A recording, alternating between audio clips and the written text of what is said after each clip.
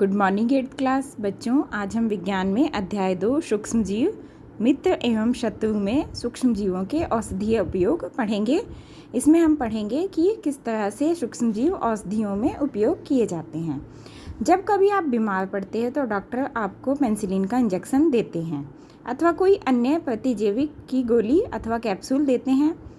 इन औषधियों का स्रोत सूक्ष्म जीव हैं। कहाँ से आती हैं ये औषधियाँ? सूक्ष्म जीवों से। ये बीमारी पैदा करने वाले सूक्ष्म जीवों को नष्ट कर देती हैं अथवा उनकी वृद्धि को रोक देती हैं। क्या करती हैं ये? बीमारी पैदा करने वाले सूक्ष्म जीवों को नष्ट करती हैं या उनकी वृद्धि को या उन्हें बढ़ने को रोक देती हैं। इस प्रकार की औषधि को प्रतिजैविक अथवा एंटीबायोटिक कहते हैं। तो क्या कहते हैं इन्हें? एंटीबायोटिक या प्रतिजैविक औषधियाँ कहते हैं। आजकल जीवाणु और कवक से अनेक प्रतिजैविक औषधियों का उत्पादन हो रहा है, जैसे कि स्ट्रेप्टोमाइसिन, टेट्रासाइक्लिन और एरिथ्रोमाइसिन सामान्य रूप से उपयोग की जाने वाली प्रतिजैविक हैं। आप सुन भी रहे होंगे आजकल कि कोरोना वायरस की दवाई भी एरिथ्रोमाइसिन दी जा रही है।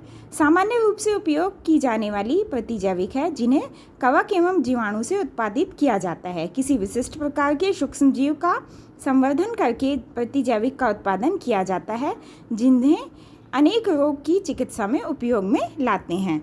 अब देखिए यहाँ पे एक पेनिसिलिन के इंजेक्शन के बारे में हम पढ़ेंगे। सन 1929 में अलेक्जेंडर फ्लेमिंग जीवाणु रोगों से बचाव हेतु एक संवर्धन का प्रयोग कर रहे थे। अचानक उन्हें संवर्धन तस्करी पर हरे रंग की फफूंद के छोटे बीजाणु देखे। उन्होंने पाया यह फफूंद जीवाणु की वृद्धि को रोकती हैं तथा यह तथ्य पाया कि बहुत सारे जीवाणु फफूंद द्वारा मारे गए। इस प्रकार फफूंद से पेनिसिलिन बनाई गई। तो ये थी पेनिसिलिन बनाना। पशु आहार एवं कुक्कुट आहार में भी प्रतिजैविक मिलाए जाते हैं। पशुओं का जो भोजन होता है उसमें और जो मुर्गी पालन में जो भोजन बनाया जाता है उसमें भी प्रतिजैविक मिलाए जाते हैं, जिसका उपयोग पशुओं में सूक्ष्म जीवों का संचारण रोकना है। प्रतिजैविक का उपयोग कुछ पौधों के रोग नियंत्रण के लिए भी किया जाता है। वहाँ भी एंटीबायोटिक या प्रतिजैविक का उपयोग किया जाता है। एक बात हमें इसमें ध्यान में रखनी है कि डॉक्टर की सलाह पर ही प्रतिजैविक या एंटीबायोटिक की दवाएं लेनी चाहिए। उस दवा का कोर्स पूरा करना चाहिए। यदि आप प्रतिजैविक उस समय लेंगे जब आपकी आवश्यकता नहीं है तो अगली बार जब आप बीमार होंगे तो आपको प्रतिजैविक की आवश्यकता होगी तो वह उतनी प्रभावी नहीं होगी। इसके अतिरिक्त अनावश्यक रूप से ली गई प्रतिजैविक शरीर में उपस्थित उपयोगी जीवाणु भी नष्ट कर देती है। सर्दी, जुकाम एवं फ्लू में प्रतिजैविक प्रभावशाली नहीं है क्योंकि यह रोग विषाणु द्वारा होता है। अब देखिए हम पढ़ेंगे वैक्सीन के बारे में। वैक्सीन या टीका। शिशु एवं बच्चों को टीका क्यों लगाया जाता है? जब रोगकारक सूक्ष्म जीव हमारे शरीर में प्रवेश करते हैं तो उनसे लड़ने के लिए हमारा शरीर प्रतिरक्षी उत्पन्न करता है। क्या करता है? प्रतिरक्षी उत्पन्न करता है, यानी एंटीबॉडीज उत्पन्न करता है। शरीर को यह भी स्मरण रहता है कि वही सूक्ष्म जीव अगर हमारे शरीर में पुनः प्रवेश करते हैं तो उससे किस प्रकार लड़ा जाए।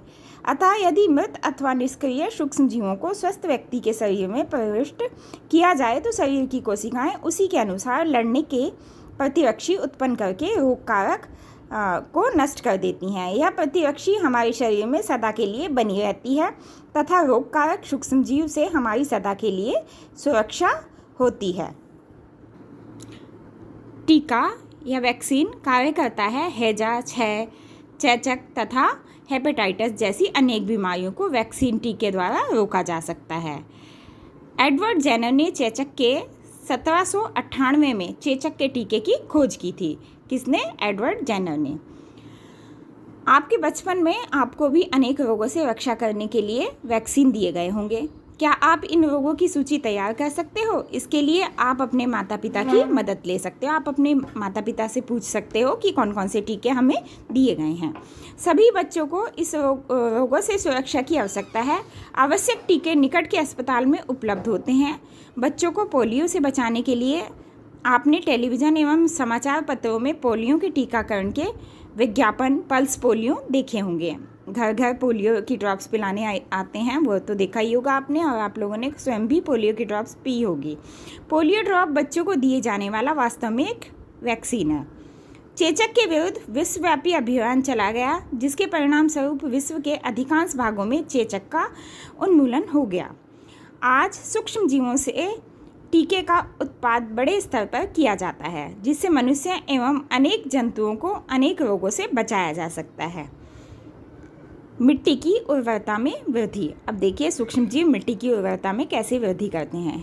कुछ जीवाणु एवं नीले हरे शैवाल वायुमंडलीय नाइट्रोजन का स्थिरीकरण करते हैं। इस प्रकार मृदा में नाइट्रोजन का संवर्धन होता है तथा उसकी उर्वरता में वृद्धि होती है, जिन्हें सामान्यतः जैविक नाइट्रोजन स्थिरीकरण या नाइट्रोजन फिक्सेशन कहते हैं।